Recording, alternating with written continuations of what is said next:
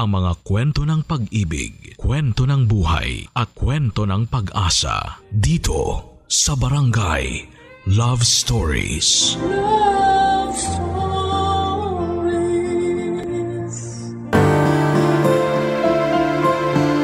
Sa bawat tagumpay ay huwag sana nating kalimutang balikan ang mga tumulong sa ating pag-angat. Dahil ang pagtanaw ng utang na loob ay tanda ng pasasalamat. Ikaw kabarangay, sino ang tao na labis mong pinasasalamatan dahil sa tagumpay na iyong narating?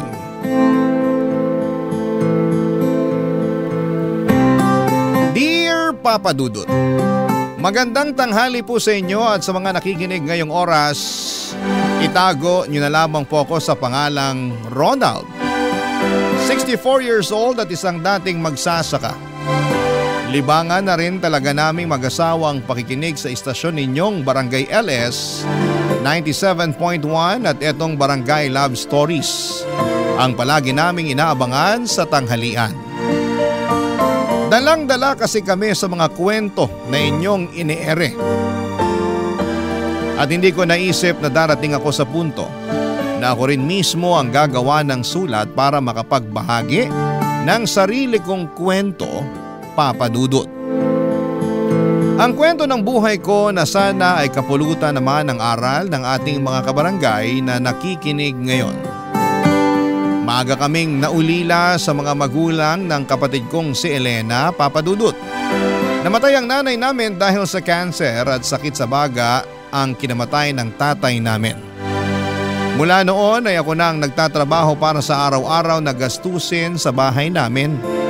Hanggang grade 6 lang din ang natapos ko noon, pero para sa akin ay sapat na yon dahil marunong naman akong magbasa, magsulat at magbilang.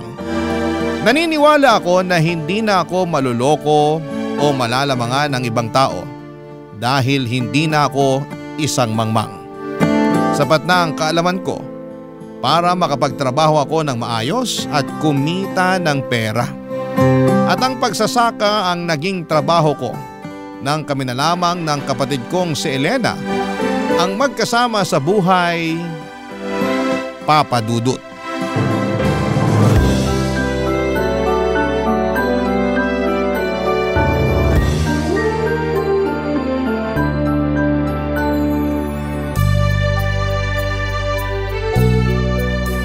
Masarap tong luto mong paksiw na bangus ngayon, Elena. Mabuti naman at nagustuhan mo ng luto ko, kuya. Palagi ko naman nagugustuhan ng mga luto mo. Uy, hindi ah. Nung nakaraan kaya sinabi mo na masyadong maalat ang niluto kong sinigang na baboy. Tapos matabang naman yung tinola ko. Kaya pakiramdam ko tuloy hindi talaga ako masarap magluto. Sinabi ko ba yon? Oo. Nako, pasensya ka na. Baka pagod lang ako kaya ako nasabi ang mga yon. Alam ko naman na lagi kang pagod kaya ayos lang, kuya. Pero masarap talaga tong paksiw na bangus. Sakto sa asim tapos hindi sobra sa luto tong isda. Humingi kasi ako ng tip kay Ate Marlene kung paano ba mapapasarap ang mga niluluto kong pagkain. Magaling pala siyang magluto. Ay oo! Kaya nga yung mga kasamahan ko dito sa palayan, sa kanila ng nanay niya palagi kumukuha ng tanghalian. Sulit ang bayad kasi bukod sa masarap ang lasa, marami pa sila magbigay ng ulam at kanin. Mabait talaga yun si Ate Marlene tsaka yung nanay niya, no? Sinabi mo pa, kaya marami silang kaibigan sa palayan. Karamihan yung mga asawa rin ng mga katrabaho ko doon. Sila yung madalas na magkakasama at magkakakwentuhan. Ikaw ba, kuya? Kailan mo planong pakasalan si Ate Marlene? Bakit naman biglang napunta dyan ang tanong mo? Siyempre, kasi nasa tamang edad na kayong dalawa. Alam ko yung mga ganyang edad nagsisimula ng bumuo ng sarili nilang pamilya. Kaya dapat, kayo rin ni Ate Marlene, pinagpaplanuhan nyo na yung mga tungkol sa bagay na yun. Ilang taon na rin kayong magkarelasyon. Hindi biro yung pinagdaanan yung dalawa kasi 'di ba? Ayaw sa'yo nun ng tatay niya pero ngayon mabait na mga magulang niya sa'yo. Nakita kasi nila na seryoso ko sa paliligaw na ginawa ko noon kay Marlene. Pinatunayan ko sa kanila kung gaano ko kamahal ang anak nila. Kaya nagawa rin nila akong tanggapin. Kaya nga dapat pakasalan mo na siya, Kuya Ronald. Alam mo ikaw, kesa kung ano-ano yung sinasabi mo dyan, ikaw naman ang tatanungin ko. Kamusta na ba pag-aaral mo? Aba syempre, ayos na ayos lang, kuya. Hindi madali pero hindi naman ako sobrang nahihirapan. Alam ko naman yan dahil sa ating dalawa, ikaw lang ang nagmana ng katalinuhan sa mga magulang natin. Uy, hindi naman kuya. Nagkataon lang na nagsakripisyo ka para matuloy ko ang pag-aaral ko. Pero kung papipiliin man ako kung pagsasaka o pag-aaral sa kolehiyo, mas gusto ko pa rin na magsaka na lang kaysa mag-aral ulit. Mas gusto ko na yung katawan ko napapagod sa pagtatrabaho kaysa yung utak ko sa pag-aaral. Hindi ko na nga yata kayang gawin yung ginagawa mong pag-aaral sa madaling araw. Minsan nga, nag-aalala na rin ako kasi baka magkasakit ka na sa pagpupuyat na ginagawa mo. Hindi ko naman pinapabayaan ang katawan ko kaya hindi mo kailangan mag-alala sa akin. Tsaka, ayoko lang din sayangin yung perang pinaghihirapan mong kitain para sa pag-aaral ko. Gusto kong ipakita kung gaano ko pinapahalagahan ng bawat sentimo ng perang binibigay mo sa akin. Basta alagaan mo lang ang sarili mo at mag-aral ka na mabuti. Kapag alam ko na ginagawa mo yon, kahit papano hindi ko nararamdaman ang pagod sa katawan ko. Yun naman talaga ang palagi kong ginagawa. Alam ko dahil malaki ang tiwala ko sa'yo. Kuya Ronald, salamat ah. Para saan? Sa pagsasakripisyo at pagtatrabaho mo para sa akin. Kuya mo ko, kaya responsibilidad kita. Huwag kang mag-alala. Hindi ko talaga sasayangin lahat ng ginagawa mong pagsusumika para sa akin. Kaya alagaan mo rin ang sarili mo ha, kuya. Palagi kong ginagawa yun kasi kailangan kong tuparin ang pangako ko kina nanay at tatay. Nangako ko sa kanila na gagawin kong lahat para makapagtapos ka ng kolehiyo. Pangarap kaya nila yun. Kaya salamat din Elena. Salamat kasi hindi mo ko binibigyan ng kahit na anong sakit ng ulo. Papa Dudut, may mga oras na nakakaramdam din ako ng pagod noon dahil sa responsibilidad na nasa mga balikat ko. 15 years old pa lamang ako nang magsimulang humina ang katawan ni tatay, kaya noon pa man ay ako na ang kumakayod para sa pamilya namin. Maaga akong natuto na magbanat ng buto at magtrabaho sa bukid. Nagsimula ako sa pagtulong-tulong lang sa pagbubuhat ng mga sako ng palay. Hanggang sa ako na rin ang nagtatanim ng mga palay sa lupa na pagmamay-ari ng kaibigan ni tatay. Papa Dudut, hindi madali ang trabaho na yon, lalo na para sa patpatin ko na katawan na maagang nabatak sa mabigat na trabaho. Mabuti na lamang at kahit papaano ay nakikita ko na hindi nasasayang ang perang pinaghihirapan ko dahil pinagbubuti ng kapatid kong si Elena ang pag-aaral niya. Kasintahan ko pa nga lang pala noon si Marlene at siyang madalas na nakakausap ko tungkol sa mga hinaing ko sa buhay. Hindi naman ako nagrereklamo sa pagtatrabaho ko noon para sa kapatid ko. Pero minsan ay kailangan natin ang makakausap tungkol sa mabigat na bagay sa buhay natin. Para kahit papaano ay gumaan ang pakiramdam natin. Kaya naman malaki ang pasasalamat ko na kahit may mabigat na responsibilidad ako noon, ay meron din akong Marlene na palaging nandyan para gumaan kahit papaano ang pakiramdam ko, Papa Dudut.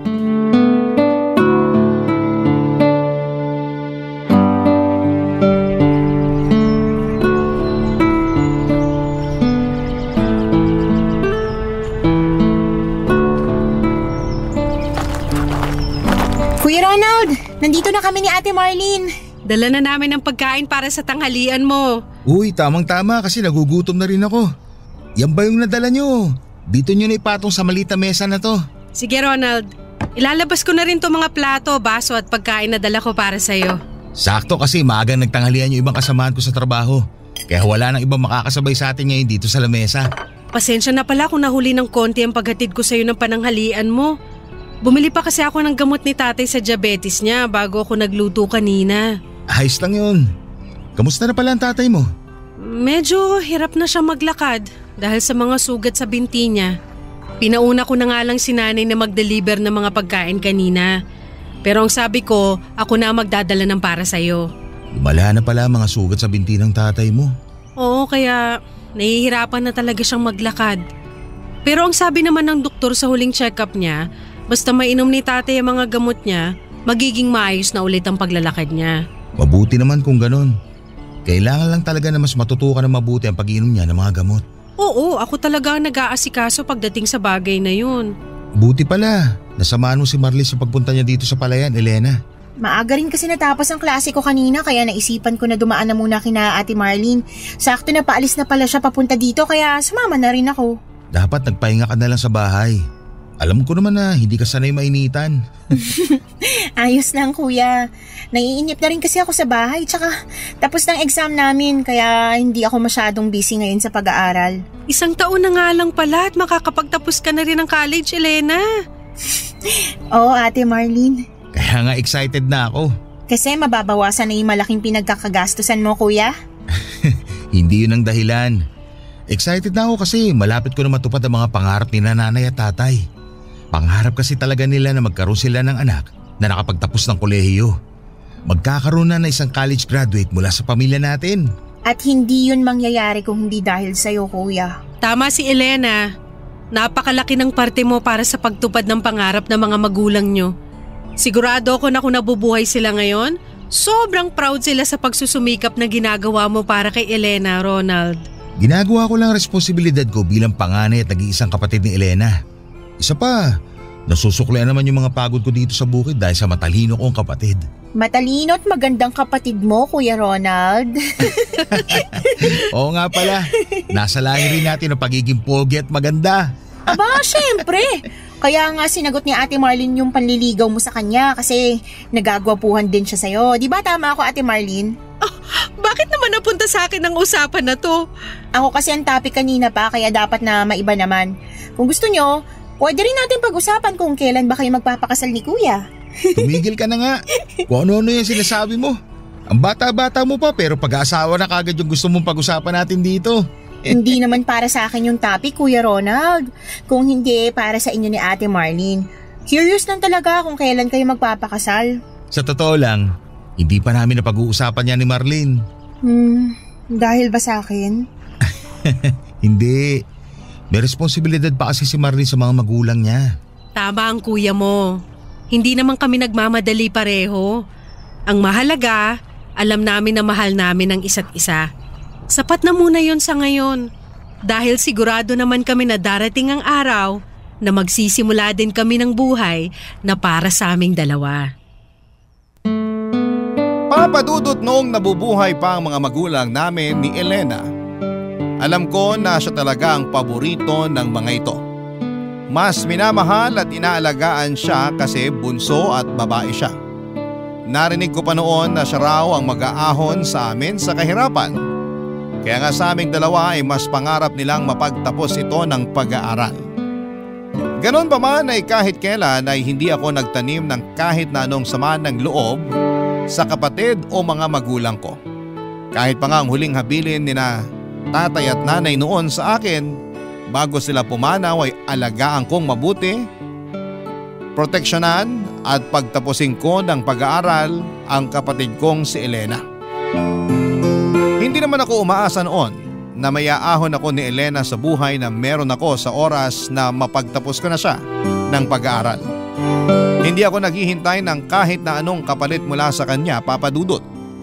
Ang nasa isip ko noon, ako na lang ang pamilya niya kaya responsibilidad ko siya ano pa man ang mga mangyari.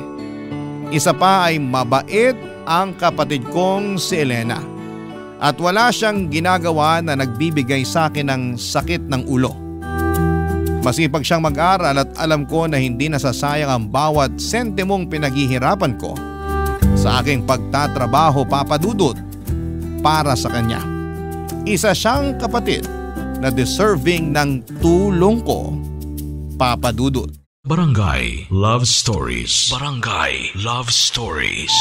Papa Dudut, nang mamatay si tatay ay pumayag si Elena na huminto muna siya sa pag-aaral.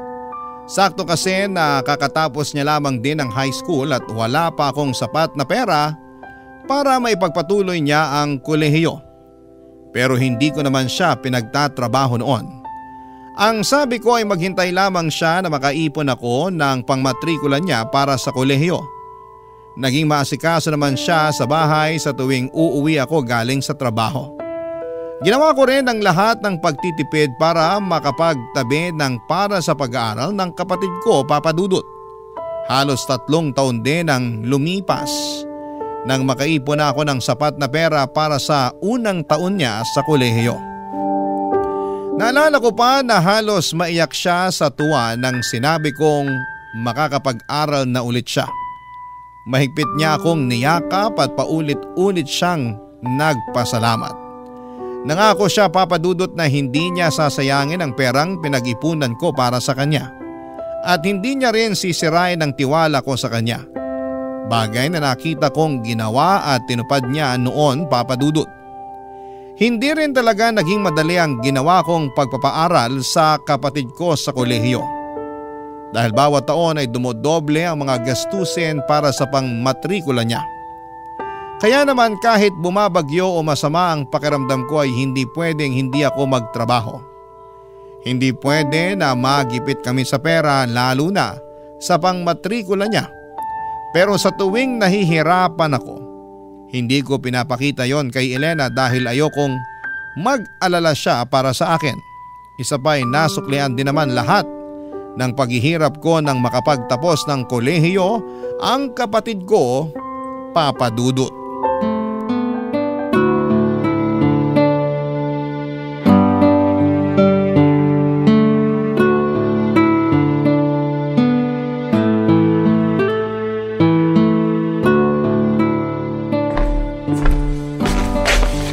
Nandito ka lang pala sa kusina, Kuya Ronald. Tinitingnan ko lang kung marami pa ba itong pagkain na nandito para sa iba pang bisita na darating mamaya. Marami pa yan, Kuya. Ilan lang naman yung kumakain sa sala ngayon, tsaka yung darating pa mamaya. Mga ibang kamag-anak lang din natin halos kasi yung mga kaklase ko may kanya-kanya ring celebration sa mga bahay nila. Sa bagay, pagdating ni Marlene mamaya, may dala rin siyang bilaw ng pansit at kakanin. Ay talaga? Ang dami pa pala nating pagkain talaga kung ganun. Pero thank you, Kuya. Nagpakatay ka pa talaga ng biik para lang maipaghanda ako. Siyempre naman, hindi pwedeng hindi natin i-celebrate ang pagtatapos mo ng kolehiyo. Thank you talaga, Kuya, sa lahat ng ginawa mong pagtatrabaho para makatapos ako ng pag-aaral ko. Salamat din kasi sinuklean mo ng maayos na pag-aaral ang lahat ng ginawa ko. Hindi ka lang nakapagtapos ng college, naging cum laude ka pa. Kaya sobrang proud talaga ako sa'yo. Ginawa ko talaga yun para sa'yo. Kasi ayun lang ang kaya kong ibigay na kapalit para sa lahat ng pagpapakapagod mo para sa akin. Alam mo ba kanina nung umakyat tayo ng stage para abutin yung diploma mo? Sobrang nagpipigil akong maluha. Kaya palang sabi mo kanina, sinisipon ka kaya pa na yung pagsinghot mo. Oo, buti nga napigilan ko ang sarili ko na maluha kanina kahit mahirap. Sobrang saya kasi talaga ng nararamdaman ko lalo na nung malaman ko na cum laude ka pala. Hindi ko talaga kaagad sinabi sa'yo para masurpresa kita. Gusto ko kasi na ibigay yun na regalo sa'yo. At nagawa mo yun, Elena. Yun ang pinakamasayang regalong natanggap ko sa buong buhay ko. Basta, ako naman ang babawi sa'yo, Kuya. Hindi mo kailangan gawin yun. Susuklian ko lahat ng ginawa mong pagsasakripisyo para sa akin. Gagawin kong mas magaan ang buhay para sa ating dalawa. Unahin mo muna ang sarili mo bago ako. Basta, nandito lang ako palagi para suportahan ka sa mga plano mo. Kasama ba sa mga susuportahan mo sa akin yung plano kong pagluwas sa Maynila? Itutuloy mo na ba talaga yun? Oo, kasi sa susunod na buwan, luluwas na rin ng Maynila yung kaklase ko na kasabay kong gumraduate. Sabay sana kami maghahanap ng trabaho doon. Sa Maynila din kasi nakatira ang tita niya kaya may matutuluyan kami doon. Napakalayo ng pagkakaiba ng buhay sa Maynila dito sa probinsya natin. Kahit hindi pa ako nakakapunta ng Maynila, alam ko na maraming adjustment ang kailangan kong gawin. May tiwala ka naman sa akin, di ba? Oo naman siyempre. Malaki ang tiwala ko sa'yo. Pero doon ako kinakaba sa mga taong makikilala at makakasama mo sa Maynila. Baka kasi kung anong gawin nilang hindi maganda sa'yo. Kuya, hindi na ako bata. College graduate na nga ako, di ba? Tapos cum laude pa. Masyado kasing malayo ang Maynila. Hindi kita mapoprotektahan sa oras na may mangyaring masama sa'yo. Alam ko kung paano dapat naalagaan at protektahan ang sarili ko. Kaya huwag ka na masyado mag-alala sa akin. Pero kung sakali, may makukuha ka rin namang maayos na trabaho dito sa probinsya natin. Oo, pero sigurado akong maliit lang din ang kikitain ko dito. Yung iba nga, di ba, nahihirapan pang maghanap ng trabaho dito sa atin at ayoko na mangyari sa akin yun. Isa pa, Kuya, pakiramdam ko kasi nasa Maynila ang trabaho na magiging daan para maging mas maayos ang buhay natin. Marami akong plano para sa ating dalawa at sa bahay na to at naniniwala ako na matutupad ko yon sa oras na sa Maynila na ako makahanap ng trabaho. Ay, Sana suportahan mo pa rin ako sa desisyon ko na to. siyempre naman. Mahirap para sa akin na magkalayo tayong dalawa. Pero ayoko naman maging hadlang sa mga pangarap mo. Salamat, kuya. Wala yun. Basta kapag nahirapan ka dun, umuwi ka kagad dito sa atin. Palaging bukas ang bahay na to para sa'yo. Papa Dudut, ayoko sanang sumang-ayon sa gusto ni Elena na sa Maynila siya maghanap ng trabaho. Pero matagal na niya talagang plano yon. Hindi pa ako nakakarating noon ng Maynila pero alam ko kung gaano kagulo sa lugar na yon. Marami na akong kakilala na kamag-anak o kapitbahay namin na lumuwas ng Maynila at nasira lamang ang kanilang mga buhay. Nagkaroon sila ng anak pero walang maayos na pamilya dahil iniwan ng kanilang asawa. Nabaon sa utang at bumalik sa probinsya na naghihirap ang buhay.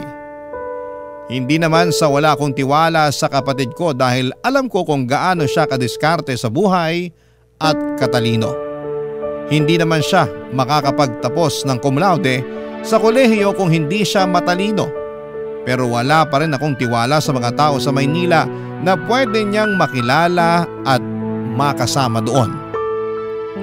Ganon pa man, Papa Dudut, ay hindi ko pinigilan ang plano at kagustuhan niya na lumuwas ng Maynila para doon maghanap ng trabaho at makipagsapalaran sa buhay. Kasama niya ang isa niyang kaklase at nakitira siya sa bahay ng tita nito. Nung una ay madalas pang sumulat si Elena. Hindi pa kasi uso ang cellphone noon at wala rin kaming telepono. Palagi akong excited sa tuwing makakatanggap ako ng sulat mula sa kanya. Hanggang sa mahigit 1 taon ang lumipas. Dumalang na ang pagsusulat niya. Nababalitaan ko na lang sa kapitbahay namin na may kamag-anak na nakatira malapit sa tinutuluyan ni na Elena na maayos naman ang buhay at trabaho ng kapatid ko. Kaya kahit papaano ay hindi ako nag-aalala sa kalagayan niya, Papa Dudut.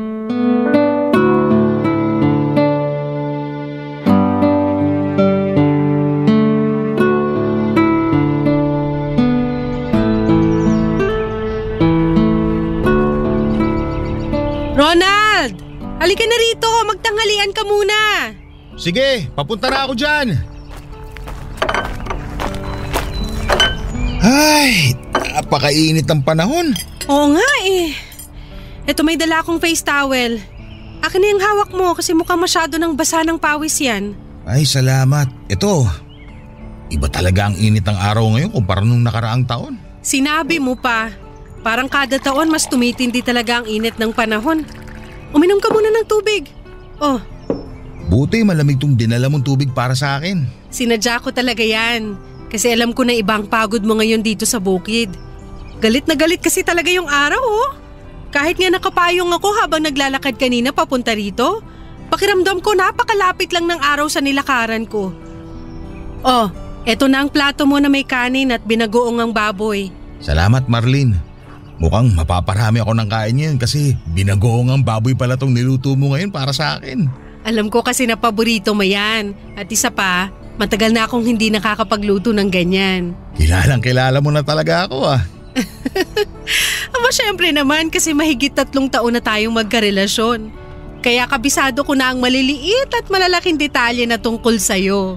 Nakakatuwa nga kasi parang kailan lang nung unang beses ako umakyat ng ligaw sa bahay niyo. Naalala ko pa yan, Ronald. Kasi kahit malamig ang gabi noon, napansin ko na walang tigil ang pamumuo ng pawis sa noo at leeg mo. Kinakabahan kasi talaga ako. Dahil kilala nga ang tatay mo sa pagiging masungit at istrikto na forma sa lugar natin. Pero mabait naman si tatay nung nakausap mo na siya, di ba? Mabait naman. Hindi ko lang maiwasan na kabahan sa umpisa. Kasi talagang matalim ang tingin niya sa akin noon. Ano ka ba? Ganun talaga ang mata ni tatay kasi singkit siya. Nagbibiro lang naman ako. Pero alam mo kung ano yung mas nakakakaba? Ano? Nung araw na sasabihin na natin sa mga magulang mo na may relasyon na tayong dalawa. Naalala ko rin yan. Kasi halos maiyak pa nun si nanay. Akala kasi nila magpapakasal na tayong dalawa. Ganun na nga. Pinaliwanag ko naman na malayo pa yun sa plano natin. Dahil gusto ko na hindi magsabay ang responsibilidad ko sa'yo at sa kapatid ko. Ayokong madali ng mga bagay sa buhay ko kasi alam ko na pwedeng pati ikaw mahirapan kapag nagpadalos-dalos ako pagdating sa mga desisyon na ginagawa ko. Pakiramdam ko nga, yan ang dahilan kung paano mo nakuha ang tiwala ni tatay. Kasi alam niyang responsable ka pagdating sa paggawa ng mga desisyon. Mabuti kasi kung ako lang ang mahihirapan. Maaapektuhan din kasi yung kapatid ko at yun ang ayokong mangyari. Teka, kumusta na pala si Elena? Baka maayos naman siya. Nagpadala na ba ulit siya ng sulat sa'yo? Hindi pa nga eh. Talaga? Oo. Mahigit 1 buwan na rin niyang hindi sinasagot ang mga sulat ko. Pero mukha namang maayos siya sa Maynila. Paano mo nalaman? Nakausap ko rin yung magulang ng kaklase ni Elena na kasama niya nagtatrabaho sa Maynila. May pwesto sila ng tindahan sa bayan. Kaya nagawa kong dumaan para makipagkamustahan sa kanila. Ano namang sabi nila tungkol sa kapatid mo? Regular na raw sa trabaho ang kapatid ko at talaga raw napakasipag. Kaya daw siguro hindi nakakasagot sa mga sulat ko dahil busy sa trabaho niya. Naku, baka nga masyado siyang busy sa trabaho kaya hindi na siya makagawa ng sulat sa'yo. Pero alam mo, nag-aalala pa rin ako. Hindi kasi ako sanay na matagal kami nagkakalayo na dalawa. Kinakabahan ako na baka may nangyari na hindi maganda sa kanya. Matalino at madiskarte ang kapatid mo. Sigurado ako na walang mangyayaring masama sa kanya. Isa pa, nasa tamang edad na rin siya kaya sa tingin ko tapos na ang responsibilidad mo sa kanya. Yun na lang din ang iniisip ko. Kilala ko naman siya at alam ko na ginagawa niyang lahat para mas mapabuti ang buhay niya. Pero tama ka sa sinabi mo, Marlene. Naisip ko rin tuloy na baka oras na para buhay naman nating dalawa ang simulan nating ayusin. Papadudot, naisip ko noon na tama si Marlene. Tapos na rin naman ang responsibilidad ko para kay Elena kaya oras na para sarili ko naman ang asikasuhin at intindihin ko. Kaya naman pagkalipas ng ilang buwan ay nagplano na kaming magpakasal ni Marlene. Pinadalhan ko rin ang sulat si Elena para imbitahan siya sa araw ng kasal namin. Sumagot naman siya sa sulat pero sinabi niya na hindi siya makakauwi dahil busy siya sa trabaho niya. Magpapadala na lang daw siya ng regalo para sa kasal namin ni Marlene. Sa totoo lang ay medyo nalungkot ako noon. Kahit pa nga nagpadala ng pera at regalo ang kapatid ko para sa amin ni Marlene ay iba pa rin yung nandun siya sa mismong araw ng kasal namin. Pero iniisip ko na baka nasa mabuti siyang kalagayan at maayos ang buhay niya. Masaya na ako para sa kanya, Papa Dudut, at alam ko na masaya din siya sa buhay niya, Papa Dudut. Kung anong buhay na meron siya. Samantalang ako naman ay masaya ako sa buhay na kasama ko ang babaeng pinakamamahal ko, Papa Dudut. Barangay Love Stories. Barangay Love Stories. Papa Dudut, tinuon ko na lamang ang atensyon ko sa pag-aasikaso sa pamilya ko. Nang mauso ang cellphone ay nakakausap ko na rin sa text o saglit na tawag si Elena, pero sobrang bihira talaga.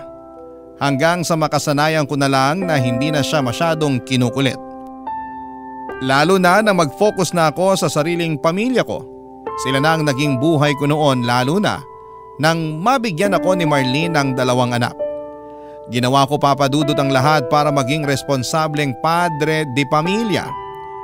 Ang nasa isip ko noon ay kung nagawa kong itaguyod ng mag-isa at mapagtapos ng kolehiyo ang kapatid kong si Elena, ay kaya ko rin gawin yon sa mga anak ko. Hindi madali dahil habang tumatagal ay tumataas ang lahat ng presyo ng mga bilihin at mga gastusin. Pero wala akong hindi kakayanin para sa pamilya ko. Ilang taon nga ang lumipas na balitaan ko na lamang na umuwi ang kapatid ko, pero hindi sa bahay namin, kundi sa isang bahay sa bayan na hindi ko alam na nabili na pala niya noon, Papa Dudut.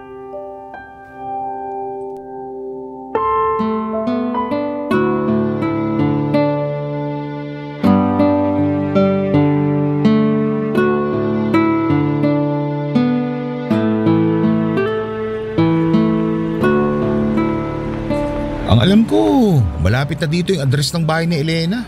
Medyo nakakaligaw sa lugar na to, no? Oo nga eh. Maluwag kasi yung kalsada dito, pati na yung bakuran ng bawat bahay. Kaya nakakalito rin talaga maghanap ng address. Pero ang laki ng mga bakuran at bahay dito ha. Napansin ko rin yan. Mahal siguro kahit maliit na lote lang dito. Mukha nga Ronald. Halatang asensado na talaga ang buhay ng kapatid mo. Natutuwa nga ako kasi kahit matagal na akong walang naging balita mula sa kanya, nakita ko naman talagang naging maayos ang buhay niya. Mabuti nga kahit paano natuto ka na rin gumamit ng cellphone. Pinag-aralan mo talaga mula nung makuha mo ang number ni Elena doon sa magulang ng dati niyang kaklase. Oo, kasi mas mabilis ang komunikasyon doon kaysa sulat. Ayun nga lang, hindi rin masyado nagre-reply itong si Elena kapag nagte-text o nangungumusta ako. Pero alam ko naman busy siya, kaya nga ilang taon na rin siyang hindi nakakauwi dito sa probinsya natin. Sa tingin mo Ronald, ayos lang talaga na pumunta tayo ngayon sa bahay niya? Oo naman, narinig mo naman yung sabi ng kapitbahay natin kanina. Ngayon daw yung pa-house blessing ni Elena sa nabili niyang bahay. Nagtataka lang ako kasi hindi man lang siya nag-text sa'yo na nakauwi na pala siya ng probinsya, na kumuha na pala siya ng bahay at may pa-house blessing pala siya ngayon. Nabanggit niya naman yun sa akin dati. Alin sa mga sinabi ko? Yung plano niya na pag-uwi dito sa probinsya natin. Kailan niya naman nabanggit yun? Matagal na rin siguro, may ilang buwan na nakakalipas. Nakalimutan ko lang sabihin sa'yo. Pero sana, sinabi niya rin yung tungkol sa pagbili niya ng bahay. Kita mo nga, pati ikaw nagulat nang malaman mong nakauwi na siya at doon na siya dumiretso sa bagong bahay niya. Ang buong akala pa naman natin doon siya sa bahay natin titira. Hayaan mo na kasi mukhang marami rin talaga siyang inaasikaso bago siya umuwi dito sa probinsya. Ang mahalaga, makikita na ulit natin siya. Sa susunod na punta natin, isama natin ang mga bata. Sigurado ako na sabik na rin si Elena na makita at mayakap niya ang mga pamangkin niya. Teka, mukhang nandito na tayo. Ito na ba yung bahay niya? Oo, nakasulat dito sa gate yung address na binigay ng kapitbahay natin. Mukhang ito na nga kasi kita mula sa mga nakabukas na bintana na maraming tao sa loob ng bahay. Tara, pumasok na tayo. Ronald, sandali lang. O bakit? Anong problema? Dito na lang muna tayo sa may gate. Tapos i-text mo na lang si Elena sa cellphone niya. Naku, wala na akong load na pantext o pantawag sa number niya. Pumasok na tayo kasi sigurado naman ako na inaasahan niya rin ang pagdating natin. Pero kasi baka lang… Parang si Elena yung lumabas ng bahay na nakabistidang asul ah. Si Elena nga! Elena! Elena! Si Kuya Ronald mo to! Kuya Ronald? Oo, ako nga to! Kasama ko si Ate Marlene mo! Teka lang, puntahan ko na kayo dyan sa may gate. Sabi sa'yo, di ba? Welcome na welcome tayo sa bahay ng kapatid ko. Elena, kapatid ko! Sobrang namiss kita. Payakap nga ako. Pasensya na, hindi ko napigilan ang sarili ko na yakapin ka. Ayos lang, Kuya Ronald. Kumusta pala kayo? Ayos lang kami ng hipag mo. Yung dalawang pamangkin mo, hindi lang namin naisama kasi pumasok sa school. Ikaw, Elena, kumusta ka na? Eto, medyo tumaba pero maayos naman ako. Maayos naman ang buhay ko. Halata nga na maayos ang buhay mo kasi malaki yung bahay na nabili mo. Pinag-ipunan ko talaga yan. Tapos sakto naman na nag-abroad na yung dating nakatira dyan kaya naibenta sa akin na mas mababang halaga. Paano niyo pala nalaman kung saan ako nakatira? Yung nanay ng dati mong kaklase na kasabay mo lumuwas na Maynila noon ang nagsabi sa akin at nagbigay ng address mo. Nabanggit niya nga rin na ngayon yung pa-house blessing mo eh. Oo, pero tapos na yun kanina pa. Pero kuya, Ate Marlene, pasensya na kung hindi ko muna kayo maiimbita sa loob ha. Bakit naman? Puro taga Maynila kasi ang mga bisita ko. Tsaka medyo magulo pa rin ang loob ng bahay. Sa ibang araw na lang kayo pumunta, ayos lang ba? Pero… Ayos lang, Elena. Walang problema doon. Babalik na lang kami sa ibang araw. Tara na, Marlene. Umuwi na tayo at baka abutan tayo ng gabi sa daan. Papadudot matagal bago ako natutong gumamit ng cellphone noon. Pinilit kong pag-aralan yon nang makuha ko ang number ni Elena. Doon kami ulit nagkaroon ng komunikasyon pero bihira pa rin siyang mag-reply sa mga text ko. At mula nang mabalitaan kong umuwi na ng probinsya namin si Elena ay hindi na talaga ako mapakali. Sobrang sabik na kasi akong makita siya noon dahil ilang taon na rin akong walang naging balita sa kanya. Kaya naman hindi ko na napigilan ng sarili ko na puntahan siya sa address ng bagong bahay niya na nakuha ko. At nang makita ko siya, Hindi ko na nga napigilan ang mayakap siya. Naramdaman ko na medyo nailang siya sa akin dahil syempre ilang taon na kaming hindi nagkita at magkasama.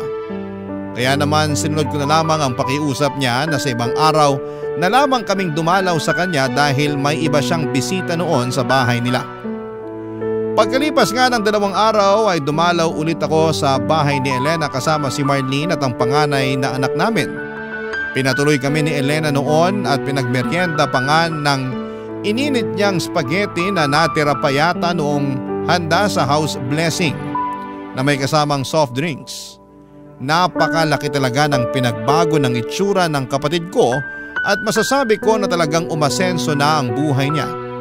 Dahil kompleto halos ang appliance sa loob ng bahay niya. Nagkamustahan kami at sinabi niya na doon na raw siya ulit sa probinsya namin maninirahan dahil balak niyang magtayo ng malaking grocery store. Nagulat din ako papadudot nang sabihin niya na kung papayag raw ako ay plano niyang pag-aralin ang panganay kong anak ng grade 4. Sasagutin niya lahat ng baon, gamit at kung ano paman ang kailangan ng anak ko. Nagdalawang isip ako pero sa huli ay pumayag ako sa gusto niyang mangyari. Maayos naman ang naging usapan namin na doon muna sa kanya titira ang anak ko kapalit ng pagpapaaral niya dito. Nakakadalaw pa kami sa kanya noong unang mga linggo at buwan. Hanggang sa isang araw na dumalaw ulit kami doon ni Marlene ay nagulat ako nang makita ko na hinahampas at sinasabunutan ng kapatid ko ang anak ko. Hindi po ako makapaniwala sa mga nakita namin. Kaagad kong hinilang anak ko at sinabi kong mauna na siya sa sakay ng tricycle at doon na lamang kami hintayin ng nanay niya, Papa Dudut.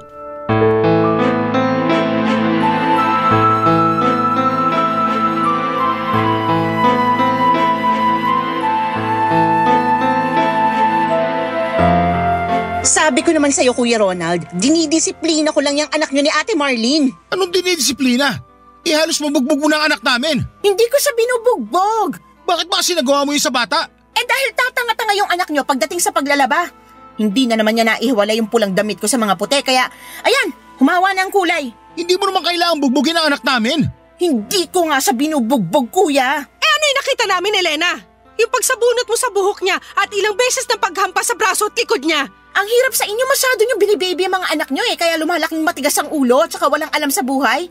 Kita mo nga yung panganay niyong lalaki, ni hindi marunong maglaban ng maayos. Palasagot pa, kaya halatang sutil at napakatigas ng ulo. Hindi matigas ang ulo ng mga anak namin, lalo na yung panganay namin. At para sabihin ko sa'yo, matalino siya at hindi kagaya ng sinasabi mong walang alam sa buhay. Sinasabi nyo lang yan kasi hindi nyo ginagawa ng tamang pagiging magulang nyo sa mga bata. Ang lakas naman ng loob mo na magsalita ng ganyan. Marlene, tama na! Hindi ako titigil, Ronald! Dahil kinikestyon ng kapatid mo na yun ang pagiging magulang natin. Elena, baka nakakalimutan mo na kahit kailan, hindi ka pa nagkaroon ng anak. Pero hindi ibig sabihin na wala akong alam kung paano magdisiplina ng isang bata. Ang sabihin mo, masyadong mabigat yung mga kamay mo at hindi ka muna nag-iisip bago mo sinaktan ng anak namin. Anong sinasabi niyong hindi nag-iisip? Baka ikaw yun, Ate Marlene. Kasi sa ating tatlo, alam natin na ako ang pinaka nasa tamang pag-iisip.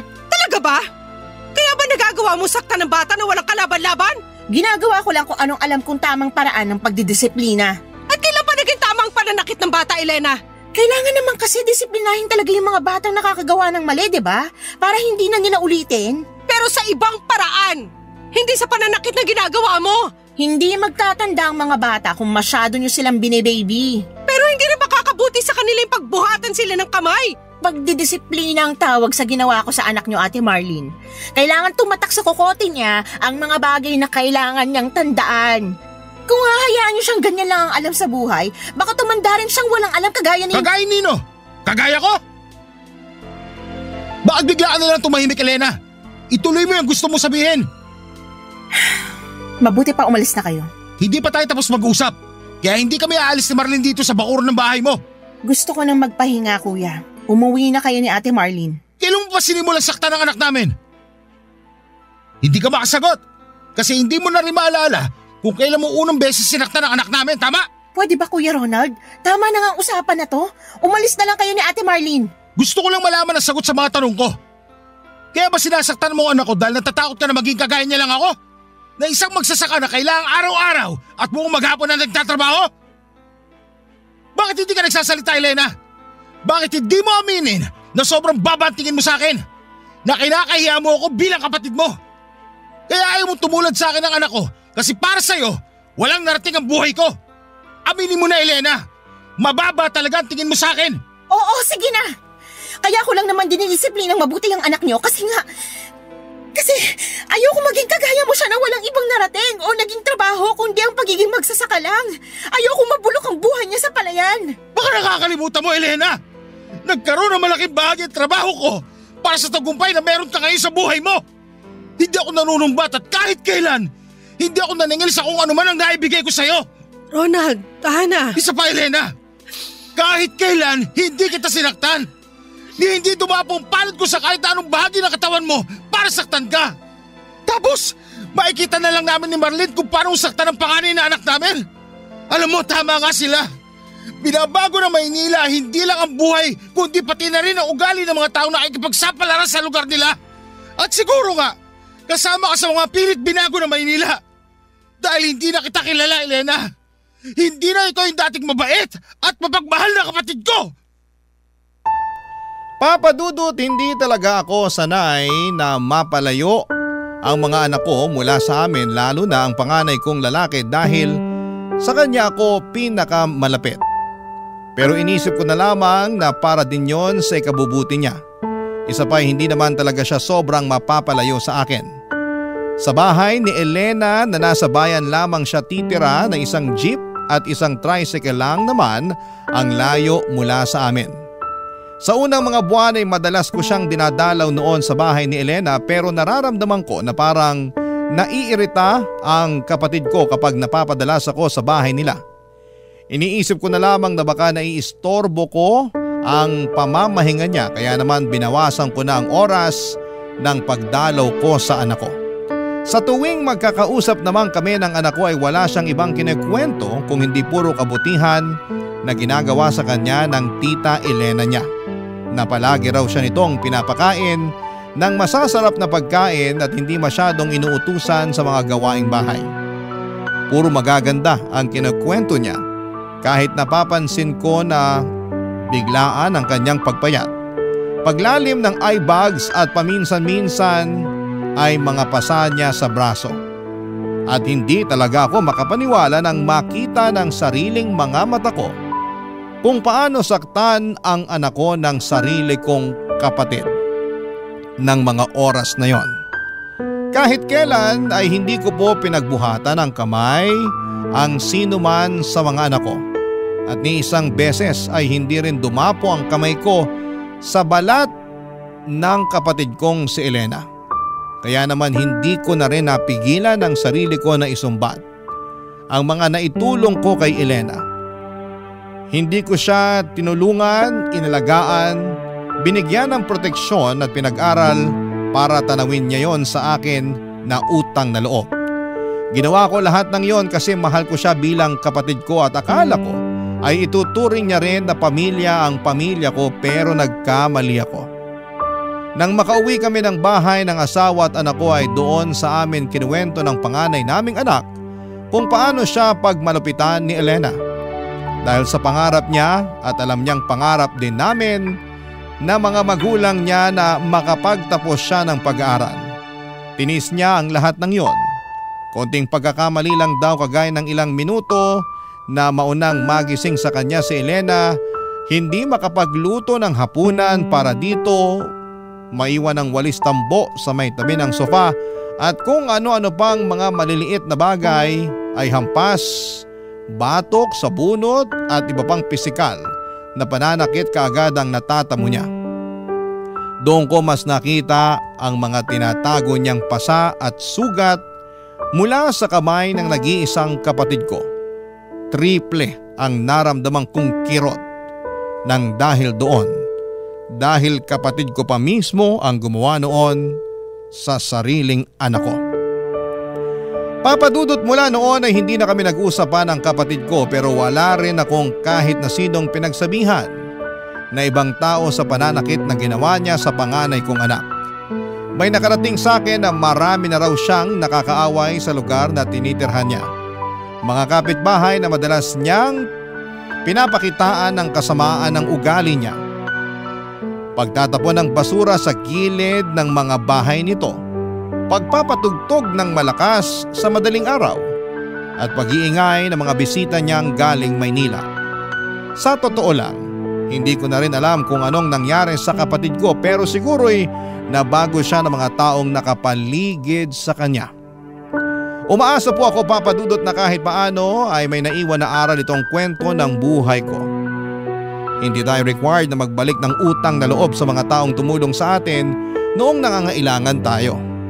Pero wala ring masama kung paminsan-minsan ay magbabalik na raw tayo at tumulong sa mga taong naging tulay para sa tagumpay ng ating buhay na tinatamasa.